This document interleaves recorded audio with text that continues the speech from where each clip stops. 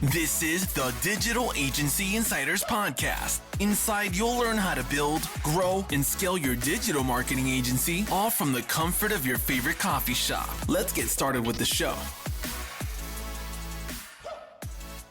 Hey, everybody, and welcome back to another episode of Digital Agency Insiders Podcast, the podcast that gives you a little inside look into how entrepreneurs built and grew their digital marketing agencies.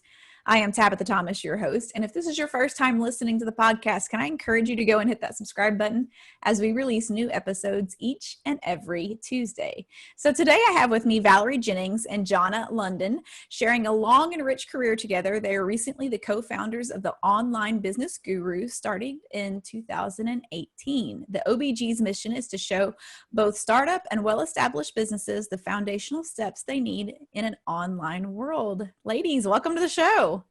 Thanks for having us. Thank you for having us. I'm super excited. I was just telling them before we started this is the first time I've ever interviewed two people at once, and I'm excited and maybe just a tiny bit nervous.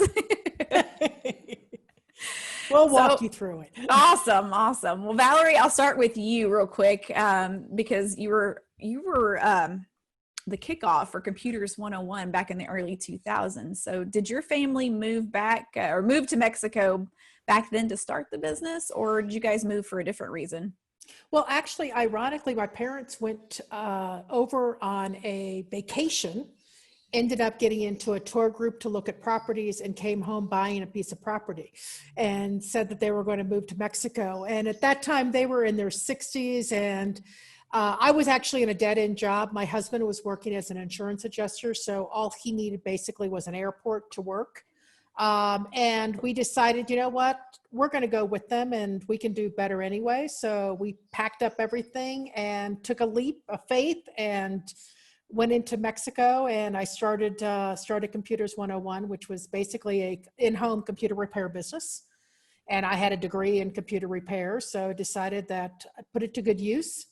And ended up building the company up, got centered on a front page ad or front page expose they did for me at the newspaper because I was the only female tech there.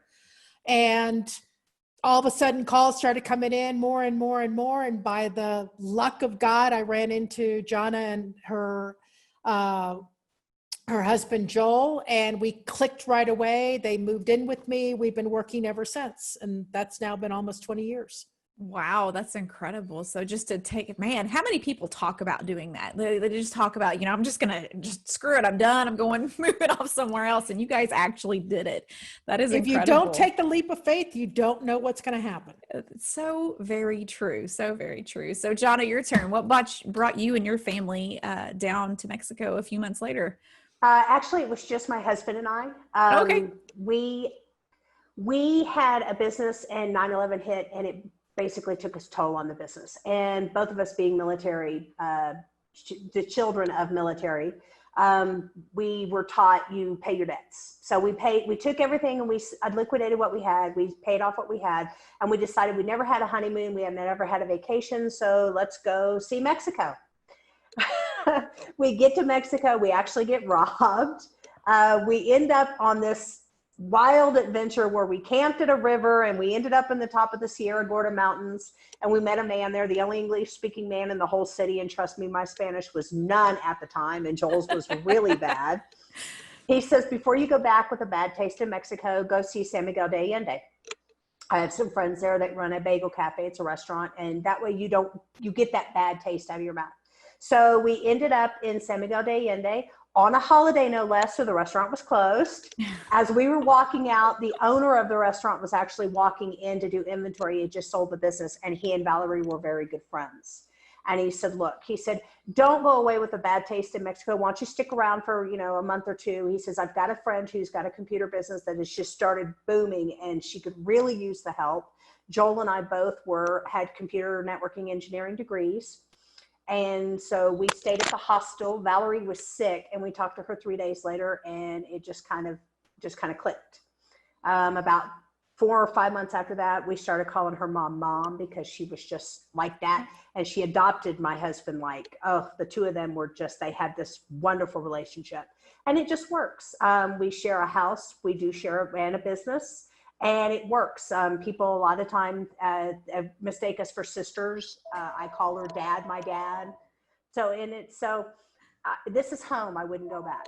Yeah. Well, Wouldn't recommend everybody trying to do the way we did it. But I have to say, I'm a little shocked that you had the experience that you did and you stayed. It was one of those things. After we met Valerie and we got into San Miguel de Allende, the people there were just so wonderful. And there was just this group of us that we spent time together, and there was a place where we all went and had happy hour, and it was like a very Cheers atmosphere. When you walked in, you knew everybody. And at the time when we first got there, San Miguel was still very small, and it was very intimate, and we could walk the streets late at night, and there was no fear of anything. And we just kind of fell in love with Mexico. And my husband, we teased him, he was everything Mexican. We swear he should have been born Mexican if he was not. He loved everything about Mexico. So we just stayed, and it just works. Oh, that's incredible. Yeah, if I go there, I'd have a hard time because I think the only thing I speak is uno cerveza, por favor. And that's good enough in most places. That and dos cerveza. I can't even talk right now. Anyway, so would you say you both have always had been hardwired to own your own business? Or, I mean, I know you worked other jobs before this, but did you always have like that yearning to actually own your own business? I most definitely. But I was raised that way too. My mom has always raised me to be very independent. My father was very, he was a Marine. So it was always, you can survive, you can get on your feet, you can go do anything, just set your mind to it. So I always had that ability in me. I always was very independent and always off trying to find new things to do. Gotcha. Okay. I wanted to create something.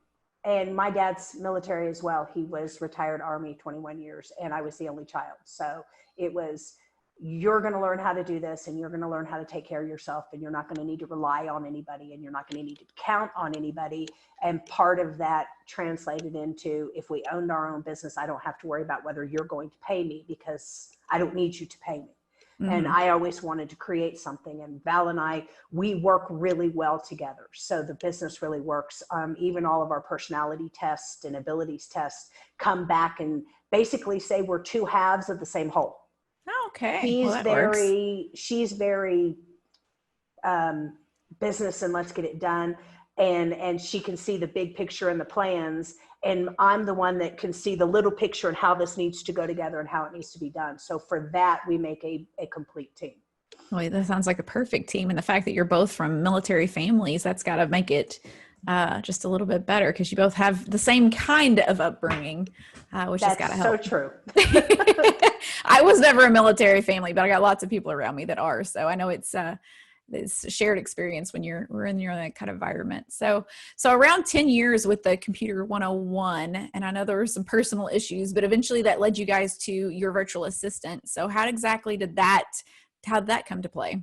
Well, basically, after my mother had passed away, we decided that we didn't want to go underneath tables to go fix computers. And we were also getting older. So we decided, you know what, we need to start really thinking about something we can do that we can use all of our geek skills and tech skills and put it to use, but able to still work at home per se. So that's what we ended up doing. I actually did an internet search, and I ended up finding that at that point in time, 11 years ago, that VAs were just up and coming. Mm-hmm. And decided, that's perfect for us. We could get into that. We've got the skills. All we got to do is go learn software. And this is our niche. And that's what we did. We ended up, putting up a free website. We started off with nothing. So we put a free website up. We got our MailChimp account so we could do our free emails. We put up a list and ended up posting on Elance at that time and Upwork and all of those, and just hit the floor running. And every time we could train, we took a class, and we learned this software and that software. In fact, this year we're going to be certified at Entreport. So we have spent a lot of money, and we do that every year. Every year we sit down and we say, okay, what are we going to learn or certify in this year? So that, because in this business with technology, you got to keep up with it. It changes continuously. So if you're not in that learning mode, or if you're not appreciative of learning, then you're in the wrong business. Even with digital marketing, I mean, it's constantly a revolving world. So you have to be trained, you have to go out there, you have to be willing to spend that type of money. And we do, and we love it. We absolutely love what we do. Well, that's good. So I know you geared towards women coaches and speakers, but what kind of services were you guys providing with your virtual assistants? Well, when we were with your virtual assistants, we started out as basic VA admins because we didn't know that there were different types out there. As we Gotcha. got the training and the learning and the skills, we realized where our niche is where our niche already was, which is on the technical side. In the Computers 101, we did trainings and buildings and repairs of computers and the software, so we knew it. So it was a natural fit to slide into the technical side. On the technical side is more of setting up your email campaigns and making a strategy for your social media postings and showing you how to do that, and websites, setting up websites and website design and those kind of things, the back end of everything that makes your business run. Mm-hmm. And that's what we were doing. We were technical VAs. We found a niche in the fact that we already had that technical skill. So we put that to work in the business. And I bet that was sought after for sure, because there's not enough people in that know that, in that industry. So let's jump to 2017 and 18 when you guys come up with the online business gurus. So why the switch from coaches to entrepreneurs themselves? Well, we ended up realizing that a lot of the so-called traditional local businesses, I think, were missing the marketing game. I think a lot of them just thought they were so used to traditional advertising and traditional ways to get people in the door that I think they got lost out on the world. So we decided that that's where they needed our help. They needed people that would walk them through on how to market and how to build an online world. And now with COVID, ironically, it's even more important. So now they're like, oh my God, now what are we gonna do? And some of them are in a freeze. I mean, they look like a deer in headlights, and they have that type of look like, okay, or they think they have to spend all day on social media because that's what they hear. So we actually walk the person through and say, okay, let's look at what your goals are. And obviously they've changed. So let's decide on what we can do now and how do we bring those people in, actually set the whole strategy up for them. And then we go so far as implementing it for them. So we just don't give them the strategy and let them walk away and try to figure it out. We actually walk them through and do the complete service for them, all the way up to from the content to the planning to the strategy to the implement to putting the software in to everything. Nice, all full house. So how do you guys find your ideal clients now? What does your OBG process look like once you've onboarded a client? I mean, is it people locally there in Mexico, or is it all across the globe? We work with clients all across the globe. We've had clients in the UK and Australia. We are fully bilingual, so Latin American clients are not out of the question. Our step is very simple. Being in the VA world, for a very long time, we heard that, oh, I hired this person and I really got to talk to them. They're not a good fit. So we decided the very first thing is, let's have that first initial phone call. You talk to me, I'll talk to you. Let's feel each other out. Let's see if there's a good fit. Let's see if you even need our services. So we do a free initial touch base call. Let's talk about your business. Let's talk about your goals. Let me know where you see your business going, where you see your business ideas are. And then we go from there. If we are a good fit and we really think that we can help the client, then there's the following steps, which is, the contract. And then we sit down and we have an 2-hour-long call, and we set out the goals, and we take their thoughts and their dreams, and we try to make them become a reality. Because let's be honest, you can hire somebody and they can be the best, but if you cannot have a great working relationship with them, it's never going to be a happy team working together. And so we are very, very big about that. And we don't get offended. Some people work better with Valerie. Some people work better with me. So we let you meet both when we take you on as a client. When you become a client, you actually will sit down and talk to both of us. And then we decide how we feel about you and which one of us you think you would be better to work with. We both do the work. However, one of us becomes your contact. Communicator. Yeah. Well, it's kind of like you guys were saying before, you're both, equal to each other. One of you is big picture, the other one's small picture. If your client is big picture, they need that small picture person. Right. Or vice versa. Yeah. Yeah. It's so true. So how are you guys finding clients right now? What is your main outreach method? Most of ours right now, we're doing, obviously SEO works great because people are actually searching on the internet now. We're doing videos. So our YouTube channel is now loaded up with videos and stuff like that. Podcasting, we're doing, we've got our own radio show. So we have a radio show that we work with people. Outreach through LinkedIn, obviously, because that's where the professionals are. And we're also doing traditional ads where we're going to be in Pet Age in next week. So we'll be in their ad for their newsletter. So it's reaching out to them. And unfortunately, because they're not so much in the online world, we do have to step back and look more at the traditional advertising to capture that audience and then bring them in and then hire them and then show them the online world. So true. So true. So right now I'm assuming that it's more than just the two of you. Do you guys have a bigger team than just the two of you? It is just us. We are it. And we do this on purpose because let's face it, if you're going to get to really build somebody's business and really be able to speak for them, you have to know them. You have to know their business. So it is just us. We limit it to 10 people. That's all we have. So that allows us the time to really get to know that person's business, give them that VIP treatment, and they become part of the family. We know who they are. We can speak for them. We know their voice already, and we can go out and really represent them, and they don't have to worry. The business owner knows, hey, they got my back and they know it. Gotcha. So do you guys ever hire any kind of outsourcers to do anything for you, or is it literally everything you guys are doing hands-on? We have in the past used outsourcing. We actually do have a girl a lady that works with us in Venezuela. She does all of our Spanish translations.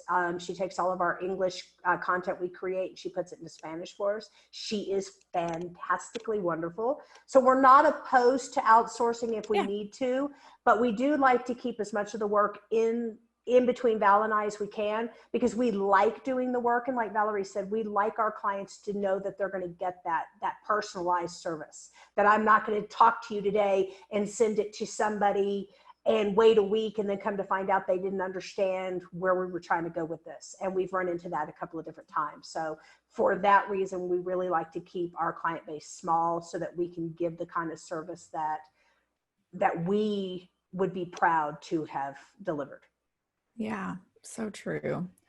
So why, with businesses, why would you tell them, or why would you say that it would cost them more money not to hire help, hiring you guys versus trying to do everything on their own?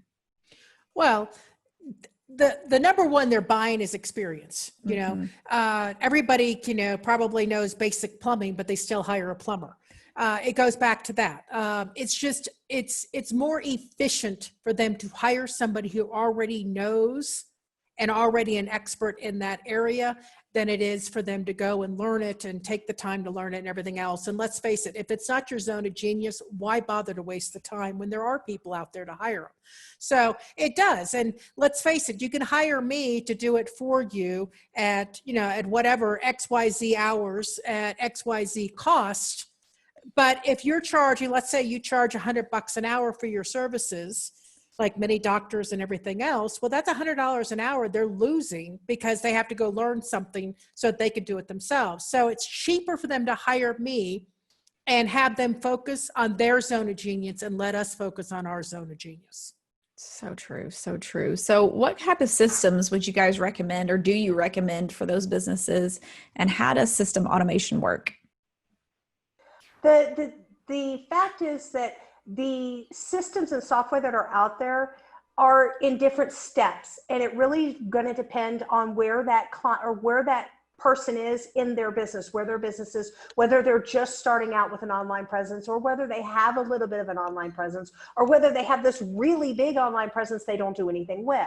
And that is where that's after we decide to work together, that's where that phone call comes in. We really evaluate where their business is in what their needs are, because I'm a firm believer, and this drives me crazy. Don't sell me on something I don't need to pay for. Don't sell me on Infusionsoft if I'm okay with using ConvertKit. Or don't sell me on ConvertKit if what I really need is just MailChimp right now because I'm just starting out. So, and that we are real big about that. We really sit down and we delve into what you need to automate your business and automate your software. And there's a lot of ways you can automate your business. You can automate your newsletters and your emails and your sales funnels to a lot of an extent with, it's like I said, with a free version of MailChimp. It is, you set this campaign up and then it runs, and you don't have to constantly every day say, oh, I got to write this email or I got to send this email. There's ways to automate your social media. There's some great software out there to do it. Some of them are free, some of them are fairly inexpensive, and then you get some that are on the pricey side. Again, it all goes back to, where is your business? Where do you see your business? And where do you ultimately want your business to be? And we're really particular about sitting down and looking into your business. And then we make recommendations based on that. Nothing drives me crazier than a client who's just now starting out building an online presence, and somebody wants them to spend $250 a month on Entreport. Yeah. On 15 different things, and they really need one. And they don't need all of that. Exactly. Yeah. So what are some of the softwares that you guys are like, the necessities? Like you mentioned MailChimp a couple of times and some of the other ones. So what are the ones that you guys have a tendency to lean towards? Well, you always have to have some form of online calendar. That's number one. People have got to be able to book time with you if you're in that type of business, or at least have a way to contact you. So you definitely need some form of contact. We suggest also emailing. So whether you're going to use MailChimp, Infusionsoft, Entreport, wherever stage you're in, you still need to be able to do a local touch base. This is my email for the week, to stay into that client's face. Social media, obviously there are plenty of tools out there to automate posting versus having to sit there all day long and do your postings. Which one do you guys like the most? We currently use Buffer right now. That's what we're currently using. We have tried a lot of them. We started off with Hootsuite and the free version, and then moved it to the paid version and stuff like that. There's all sorts of places to get content. So if you're stuck and you're not a writer, there's plenty of PLR sites out there. There's Feedly out there to help you for sharing and stuff. So there's plenty of tools out there to help you find content as well. So obviously that's important. We also recommend having some sort, if you are in that type of business, such as optometrists, for example, or those type of businesses, to have an online store. So obviously you would need some form of shopping cart and way to accept money. So those can all be automated as well. Gotcha. So what level of importance does social media marketing rank in your book? And do you guys have any tips for boosting social media following? Social media is really important. If nothing else, you need to concentrate on it for the know, trust factor. I'm not going to buy from you if I don't know you. I'm not going to buy from you if I don't like the way you do your business. And if I don't trust you, I'm not going to give you my money. So if nothing else, and you do nothing else with social media, you need to build your community and your audience with that know, trust factor. So it's pretty important. I would say probably ranking in the top, right up there with, email marketing kind of thing. Keep in touch with your clients, build that trust, build your name there. So if maybe they don't buy from you now, but 6 months later, they're going to need something you sell, and they're going to go, you know what? They do exactly what I need. So in ad aspect is pretty important. There's a lot of ways to do the social media. I always recommend, even if you don't hire somebody to help you do it, do your research. Go in and find out where your ideal client or your ideal customer lives. Do not try to do every social media platform. I don't care. There's people out there that will tell you do them all, but don't do them all, because you will spend the next 50 years doing them all. What you need to do is do your research. Obviously, I preach, please preach this. Yes. You do your research, you find out where that ideal client or that ideal audience is going to live. And that's where you focus. They may live on Facebook.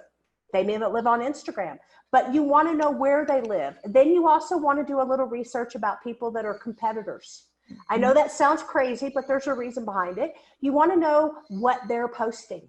what they're posting, how is that getting engagement? You don't necessarily have to mimic everything they do, but you kind of want to know what they're posting, where the engagement's coming from, what the best time. You'll also learn what the best times to post are. To grow your following, be yourself, be organic. Don't throw everything in a Hootsuite and send it scheduled out and not do anything. Every day, Val and I both put some personal touches into our social media. We do personal birthdays every morning, and we do personal congratulations, and we comment on posts. You've got to find that happy medium that your clients and your audience are going to be happy with, that they'll take the post from Hootsuite or whatever, but then you also give them some of yourself. Because it all comes down to, even if you own a store and you sell dog collars, custom dog collars, let's say, but the store down the street does the same thing. The difference is people are going to buy from you if they trust you, if they know you, and if they like you. So yeah, social media, if nothing else, you want to make sure that you get that presence out there, but do not do it all. Find where your niche is, and that's where you want to focus your attention. Could not agree more. Find one, dominate one, because if you're in all of them, you're just diluting your efforts for and sure. You'll spend all day. You'll start at 9 o'clock in the morning and realize by 3, that's all you've done with your whole entire day. And you got nothing to show for it, at least very little to show for it. Exactly. That's so true. Could not preach that enough. So I'm glad you brought that up. So do either of you have any successes or fail stories from either of your businesses that have really just stuck with you guys over the years? Successes, I'll start with the good news first. Yes, let's do that. Successes. We had one client that came to us who wanted to build, you were talking about building social media. He wanted to build his email list, is what he wanted to build. He had been out of the marketplace for quite a while, wanted to rebuild it and everything else. So I set up a couple of freebie ads for him. And obviously they're Facebook ads that we paid for, but they represented freebies. And we built over 1,000 likes in a week. And he got over 1,000 people subscribed to his email list as well. So that's one of the good pluses that we've had. And, it can be done. I know right now Facebook has changed because you're seeing a lot of people with boycotts and everything else, but it can still be done and you can still get those success rates. Gotcha. Okay. We have are you about to go with the bad news? Yes. One of you get the good news, the other one gets the bad news. That we have a lot of fails, but one thing that one of our clients, she was been our client for over 7 years. And this is a real big peeve of ours. It's called ghosting. She paid this exuberant amount of money to have this website, her website redone. About 3/4 of the way into the website, the web designer just decided they were done. They quit returning phone calls. They didn't return the rest of the money. They didn't finish the site. So in hindsight, she paid for the website that wasn't finished and had to pay me to finish it. So that goes back to that. Doesn't matter who you hire. When you get ready to hire, make sure you have a really long, in-depth conversation with them. Don't just say, oh, well, your credentials are wonderful and go with them, because it's always not a good thing. We had another client who trusted his VA, been his VA for years. They were friends, and the VA, when the VA and he parted ways, the VA had access to all of his stuff. So he lost 30 years worth of content because he wasn't the owner of anything. So please put all of your software and everything in your name, even if you have to set it up and then share the logins with whoever's working for you. That way, if something happens, you have all of your content. You don't have to worry about whether it's going to be lost. I can tell you one of our big things is we put all of our passwords for things in LastPass. We do too. And everyone has to go through LastPass to get access. So if somebody happens to leave, because things happen, people part ways, we just change the LastPass and give everybody else the new LastPass. And but then you don't also have to know worry that about. You can share, if they get a free LastPass account, you can share the login with them without having to give them the login to your LastPass. Oh. They get a free account. You can share that login to them. They can't see any of the passwords, but they can use the logins when they launch the login, just as a tip. Gotcha. So you don't have to keep changing passwords all the time. Yeah. Yeah, well, sorry that we use that part, but as far as like being able to get access, that's what we changed. So, yeah, that's a great tip. Great tip for sure. So, yes, there's always pluses and minuses to everything, not just business, but life in general. So is there any projects or anything you guys are currently working on that you can share with us? Right now, like I said, our big thing is going to be, we've got the ad that's running in Pet Age. So anybody who's out there who's in that, they'll be able to get to that. And we're, of course, doing the Entreport certification in, was it next month? I think it is August. No, so October, we're going to be doing that. So we'll be certified. Obviously this will come out afterwards, but we'll be certified by then.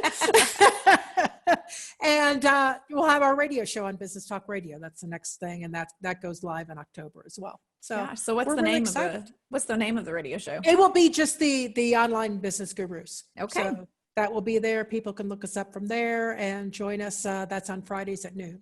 Gotcha. All right. Johnna, you got anything else to add to that? That's right up the list. No, I don't think so. Just if any of your listeners are out there and they just need a little advice or whatever thing, please feel free to contact us. We are here to help them succeed. So, all right. So one thing that I always like ending every single podcast with is there anything that you guys are currently reading, listening to, or watching that's helping you grow either as an entrepreneur or as a person in general? Oh, wow. I love advice for things to look at, read and things like that. We do have Audible, so we do listen to that on a regular basis. Some of it is on work, some of it is just leisure because you got to take a break every once in a while. I call that defrag time. My brain has to defrag. Exactly. But we also have Mentor Box, and we're a subscription to that as well, which are those little mini clips, which is nice for audibles as well. So if people have got that, that's a nice little program. It takes everything, I think, under 5 minutes, but it does give you those little tidbits that you need to have, which is nice. That's good. I've not actually heard of that one yet. Yep. Mentorbox.com. Okay. Cool. All right, sorry. If you're like me, I've got to have the junk TV, the defrag time. So if it's got good TV, let me know. We watch junk TV too. That's called It's No Brain Time. No thought required time. We have that. Right now, I'm just, we lost my husband in the beginning of June to cancer. So I've been doing a lot of listening to meditations and how to, get back to life and things like that. So, but yes, we have both read the Strength Finder 2.0. If you haven't read it, you should read it. The How to Get the Yes is another one. Yeah. Those are if you're, What's your why? Huh? What's your why? Or What's Your Why is another one. And that will help you answer your questions if you have questions about your business or people want to know what that means to you. So those are some really good ones in the business. I've read a book which was actually written by a client of ours. She's no longer a client of ours. She joined a coaching group, but it's called 365 Gratefulness. Gotcha. And it is all about daily what you should do in your life to be grateful for what you do have instead of being negative about what you don't have. Yeah. That's always good tips. Well, ladies, I have enjoyed getting to talk to the both of you, especially your experiences in life that got you down to Mexico. I'm just maybe a teeny bit jealous that you're, somewhere a lot more beautiful than Southeast Missouri, but whatever. So where can people learn more about you and the business? Where can they find you? Best place is our website, www.theobgs.com or theonlinebusinessgurus.com. Both will get you there. And obviously all of our social medias. So they can reach us at any of them. On the website, it's got the social media links as well as being able to book their free phone call. All right. Sounds good. Well, ladies, thanks so much for being on. It's been a blast. Thank you so much for having us. Have a wonderful day. You too. All right, guys. We'll see you next Tuesday. You've been listening to the Digital Agency Insiders Podcast. For more tutorials on growing your digital marketing agency, make sure to visit digitalagencyinsiders.com.